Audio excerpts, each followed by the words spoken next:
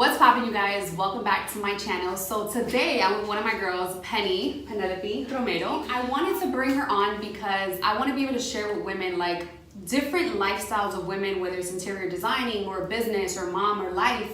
I want to be able to portray that to you guys and provide that as value where you can hear other opinions besides mine. So she is an interior designer. She's also worked on 7-figure deals, which is a huge deal, runs her own business. She's a mom and a wife, so that's pretty cool. And I just want you guys to meet her and kind of just hear her work-life balance, like how she's been able to figure it out, how she stays motivated, how she keeps working on bigger projects as she goes through all this that we go through. So, hey Penny. Hey. What's poppin'? Thank you for having me. I'm excited you're here. So, let's talk. I mean, how long have you been in the game? How long have you been working as an interior designer? How long, what did it happen that you said, I want to be an interior designer and a high-end interior designer? Well, when I was in high school, I wanted to study something with art. I just didn't know what it was. So You're artsy? yeah, I was very artsy. I thought it was just Joe. No. Joe's her husband. Actually, I just finished a painting that I posted and everybody's writing to me like, oh, Joe needs to sell this. I'm like, I did that. That was you? Yeah. Oh Not shit, Joe. okay. But anyway, Go together. so in high school I took graphic animation because I was like, something creative. And I realized that wasn't for me. I can't be sitting in front of a computer eating pizza all day with a bunch of guys. It's not happening. So then I had someone from Art Institute come to the school and I was like, oh, this sounds pretty interesting. And then I looked into it and I wanted to do fashion. But my mom, you know, the conditioning of the parents was like, oh, that's too competitive. It's too competitive, Like something else. So I was like, okay, let's see what else. And by 11th grade, I had made up my mind. I'm like, I'm doing interior design. That's it. I love it. So I was enrolled to college by my 11th grade. Oh shit. So my whole So you knew grade, early I on. already knew. Ready to Did go. you know how much interior designers make? At that point, when you would sign up, it would show you like what you're expected to start making when you graduate. And you were like, yes. It was not impressive. It wasn't? It was like 40 grand or something like that. I was like, whatever. Right. I wasn't really I didn't even care. You didn't I was think just at like, that this time. is gonna be fun. So I was like, this is what I'm doing, and I ended up entering a scholarship, and I ended up winning a portion of it. So they paid for a third of it, and I fell in love The industry. with it. Yeah. And then it took 3 years. I never took a break. I did not. Most people, you know, spring break and they go in the summer. I just went through it like the finish. whole. Yeah, I didn't want to take a summer off, so I was done in 3 years. And then that was when 2008 when the industry boomed. Oh shit, the recession, So right. yeah, we graduated in 2009, and it was very difficult to find a job. Super difficult. It took That's an that point where entire you're year. like, what? Am I Yeah. gonna be a broke college kid? It was terrible. I mean, you know, you're going through your own self-esteem as a new Trying to designer, figure it out. trying to figure out things, and then getting into all these interviews, being trained to ask for $18 an hour, and they're looking at you like, where did you get that from? Like, you know? And that was crazy. back in 08. So that That was was 10 in 08. years ago. Shit, you've been Yeah. in the field that long? In the field for 10 years, next year, yeah, January. Yeah. So it was very it was rough. It was rough, but I learned a lot about putting out resumes, I learned a lot about interviewing. And so it took a whole year. And then after the year, I finally got a job with a designer that worked with Versace for 10 years. Shit, And that's then dope. he was like his right-hand man doing all of his store displays. So when he passed, he ended up getting a furniture store and then his own furniture line, and then he started working with Creed, the perfume company, Mhm. House of Creed. And that's what he had been doing for 5 years. I don't even know. He had been doing it for a while. So when I went, I was like, this is it. This is the job. This is my dream job. This is what I'm gonna get. And I got it. That's So dope. I've been working with him for 10 years. Now we're just even remote. I haven't seen him in 3 years. So And you still and work we still projects work with him. together. That's dope. So we build, these stores together, and it's really fun. It's fun for me to say okay, every store in the US has to do with Creed I've worked on. What do you think has been your biggest challenges when you were building up your career?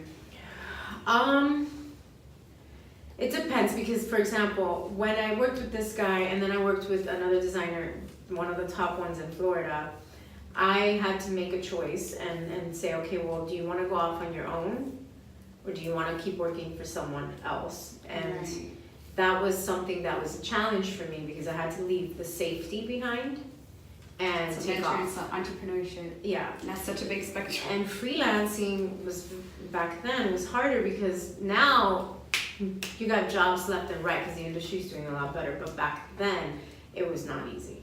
When was that, like 2010? 2010, 2011. Yeah, that was So 3 years right after the recession. Yeah, it was bad. But I learned so much from working with these two designers. I mean, I also had worked with Tui Lifestyle for a while. That was more retail type of that, you know. But where I really got to learn these challenges was especially with Pepe, which was one of the ones that he's the kind that's like, he throws you into the wild and you have to figure it out.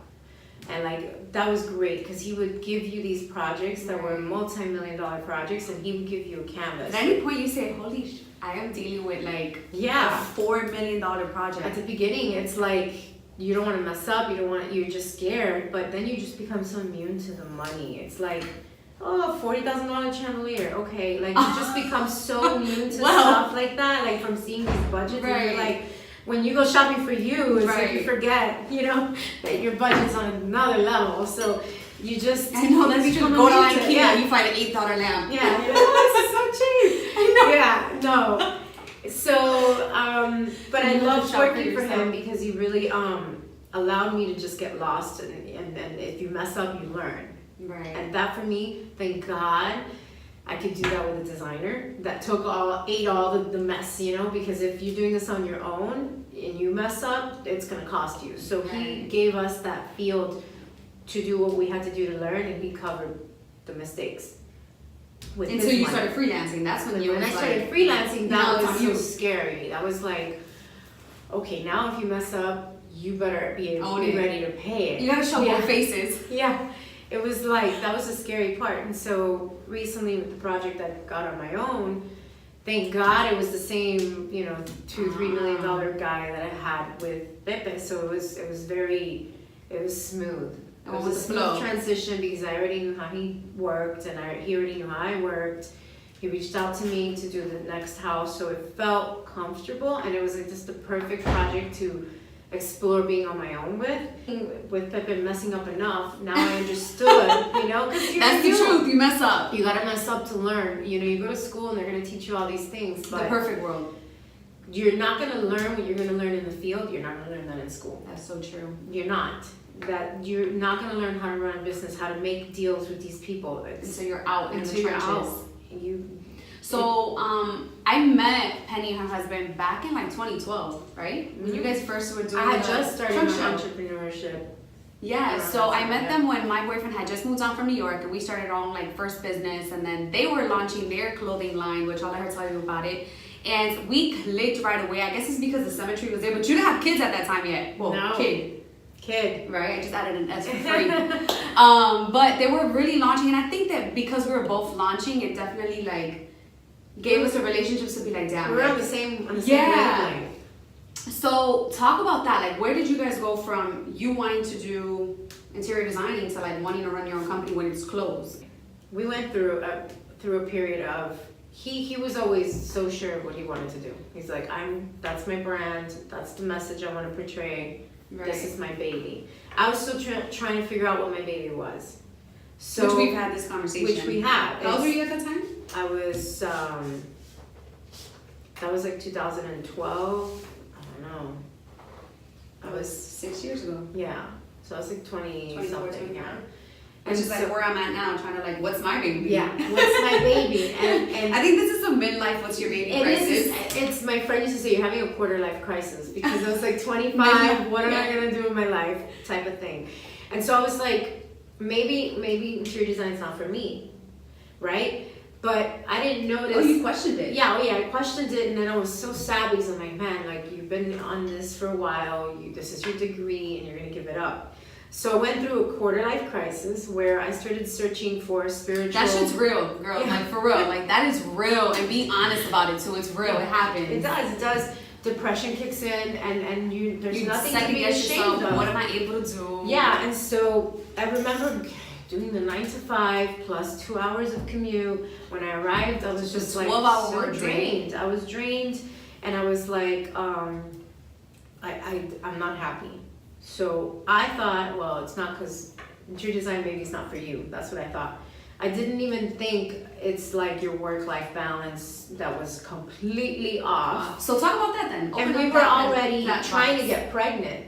Ah. Right? So it had been like a year of us trying to get pregnant, and my body knew that it was not the right environment because I didn't want to go to work a 9 to 5 job, sitting 2 hours in traffic pregnant. I knew I didn't want to raise my kid while at an office. Right. And I would tell my boss joking, I'm like, can you let me raise my baby here? And he would be like, no. Like, you know, it would be a joke because at some point my mind was still trying to figure out how to fit in this life that I wanted, this lifestyle, and balance it with this job that was a steady paycheck. So I took a huge leap. That was the craziest thing. I think most people were like, what? So I started taking these workshop, like life coaching classes on figuring out your passion, your purpose. And I had this crazy thing. I'm like, you know, I'm going to be a life coach. I'm going to get trained by this lady. And she was like, I need an assistant. And I was like, I'm there. I'm the one. I'm done. I'm leaving. And I quit my career to be someone's assistant. Oh shit, you did that. Virtually from my house. And I was like, I mean, this is totally off. I already had also a marketing degree, so I'm like, might as well learn how to market if I studied it. Right. Let's just explore this. And so I took a whole year of, it was a great transition to come home, right? In between. So I came home, I was getting paid for working from home, running and building this business for this woman that she used to train and coach people on how to find their purpose. Right. All while trying to get pregnant and going through I was going through a depression of figuring out my own stuff. That was when you go into this field of self-development, you start to see all the gunk that comes up. Like, dang, no wonder, mom. Yeah. You know, no wonder. There, you know, traumas, and so all of these things are coming at you, and you're just like trying to handle everything. So I had to really close myself off from the world and do a lot of healing. Then I got pregnant.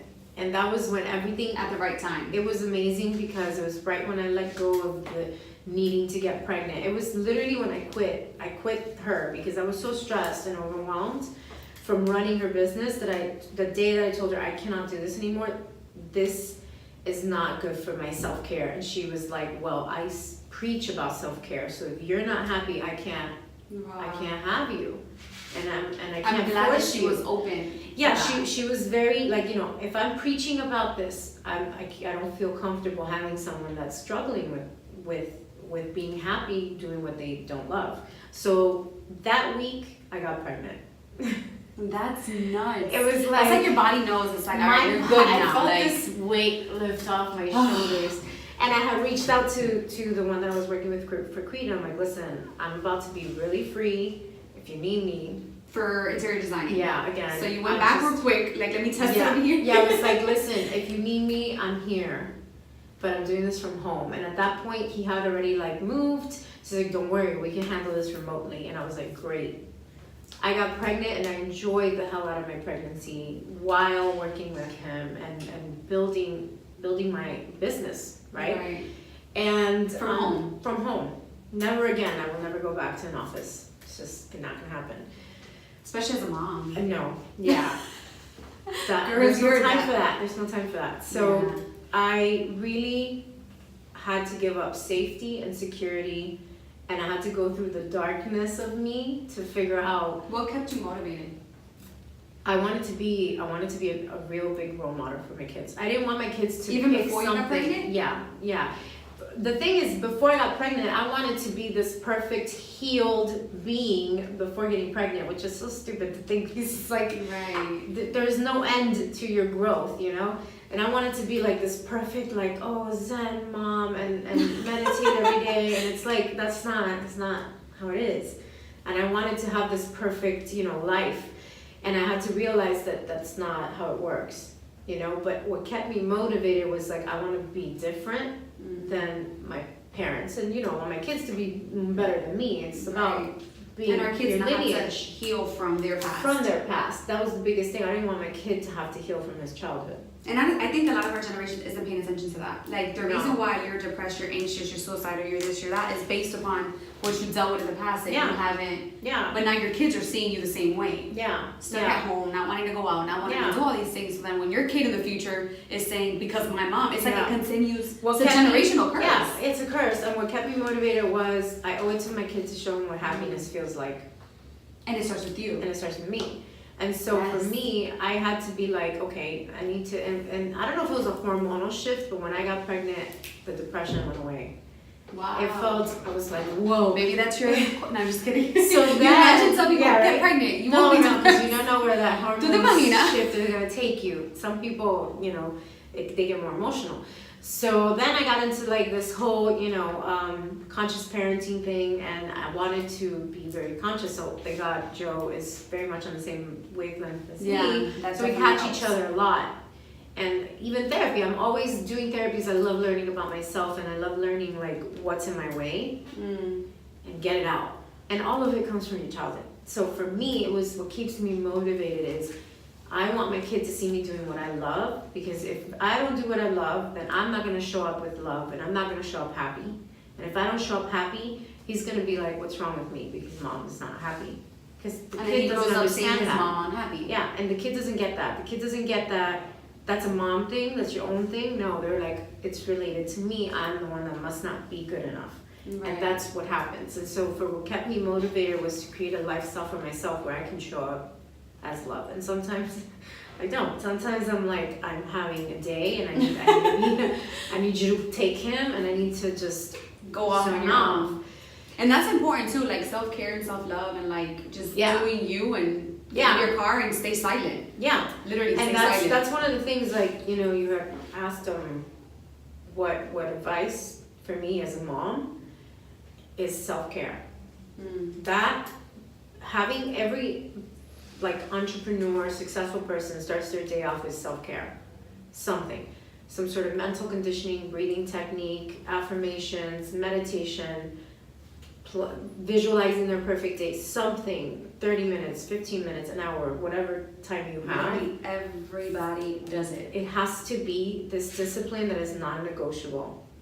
And I've been learning to make it non-negotiable, because when it's not, that's the day I know it's off. Like, oh, so what would you tell? So I'm not a mom, but I have like a huge obsession with like just helping moms through it. Like, even though I'm not a mom, it's kind of weird. But what do you suggest to like girls that are trying to figure out their purpose with their mom and they feel selfish, or because I'm sure that's like the topic. It's like, oh, but I feel bad because I'm not with my kid, or how have you still been able to chase your dream, your purpose, and your goal as a mom? At the beginning, figuring out what it was, because I was still with a newborn, and I still didn't know.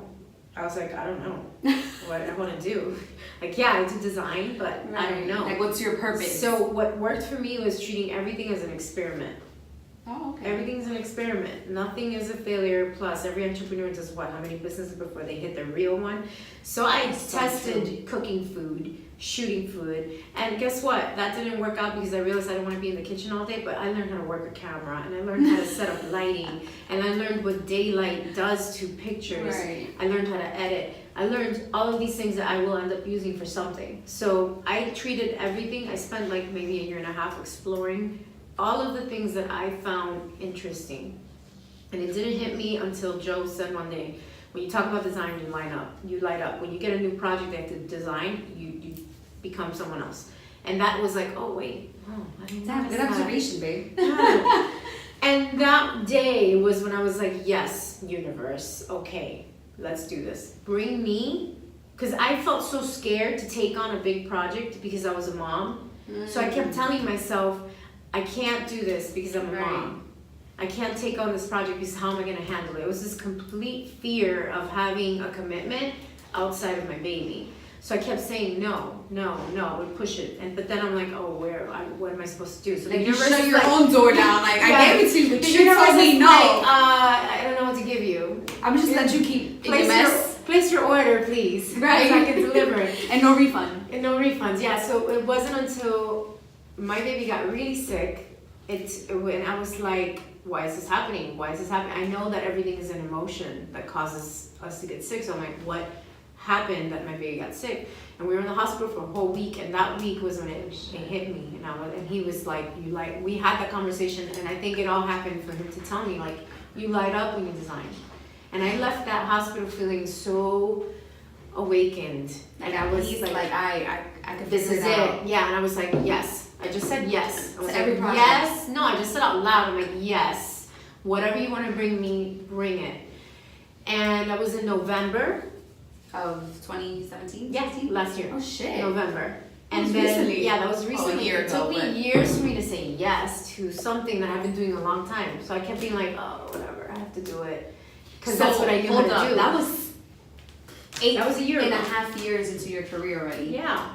And Still trying to I've still figure been this questioning. out. Still been questioning. So it's funny because it took me back circle, and I have realized that I had to go through that journey to discover other things about myself. Mm-hmm. And now when I said yes, within it was February, January, I did I went on a 21-day fast, and I was just like setting a goal. Like, okay, I want to get my next big $1 million or $500,000 project.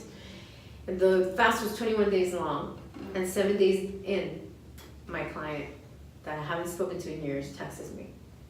Wow. And I wanted to break That's when out. you're really walking in Yeah. alignment with Yeah, like who that's you are. what And I wanted to break out in tears, not because of okay, cool, money, whatever, but because it's happening. You're like, because you really get to see what happens when you set a goal and you really commit to it. Because my husband would be like, oh, what are you gonna do to get clients? And I'm like, align. Align is the new hustle. He said, but you're not gonna market? I'm like, no, I'm just gonna align with it. And he's like, okay. and I'm like, there's no blueprint. Yeah.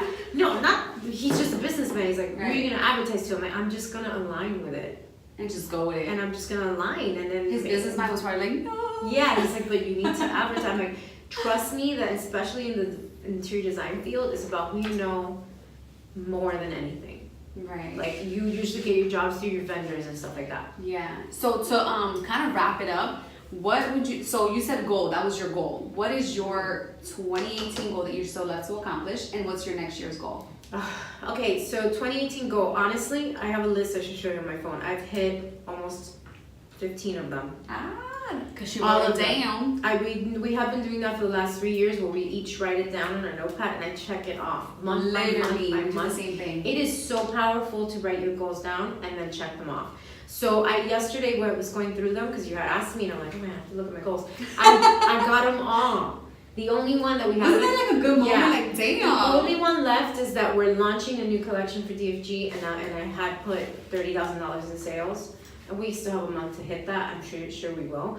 And then I added another goal, which is I want to do something good for veterans or moms and children. So I'm gonna start working for December with a friend of mine that volunteers at the Women and Children's Shelter.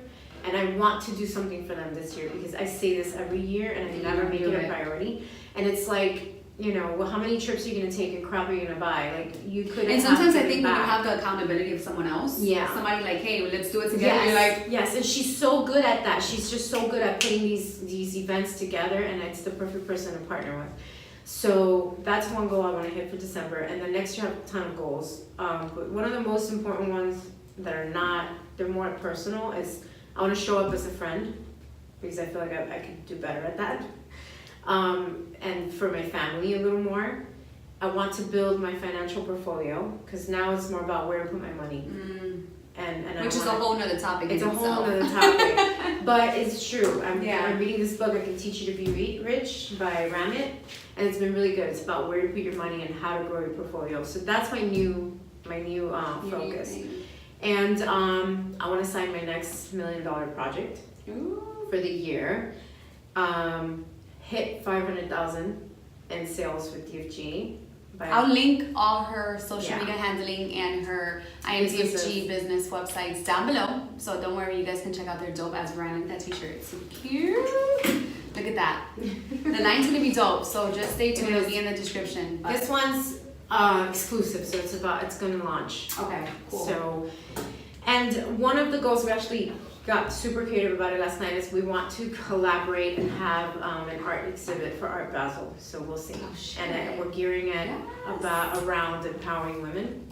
Love so it. It's gonna be different female archetypes, and it's just gonna be a combination of photography, paint, and I love it. We'll see. I want to raise money from that and donate to all the organizations that we have for women. Perfect. So, yeah. So that was dope. Thank you for definitely you. being a part of this. And this is a new journey that I'm venturing into too. You know, I want to, women who win and women winning, women consistently working, like that's my thing. And it's dope when you can run to someone who's like, hey, I'm trying to be a mom, I'm trying to be a wife, because we didn't even touch on that subject. Yeah. Being a wife and a That's mom and a another video. business and goal. But I think when you have the right partner, it's easier. Yeah. And I think that's a whole nother video topic in itself, because finding the right partner is part of who you want to be years down the line. So don't settle. But yes, guys, I'm excited. Turn your notifications on. Make sure you subscribe and you like this video, because I'm not going to let you know when I post it. It'll be Wednesdays, but you won't know when unless you have your notifications turned on. So thank you so much again for tuning in. I'll put all her social media handlings down below so you guys can go ahead and show her some love. End the video. We did a full shot. That's never happened for me. I usually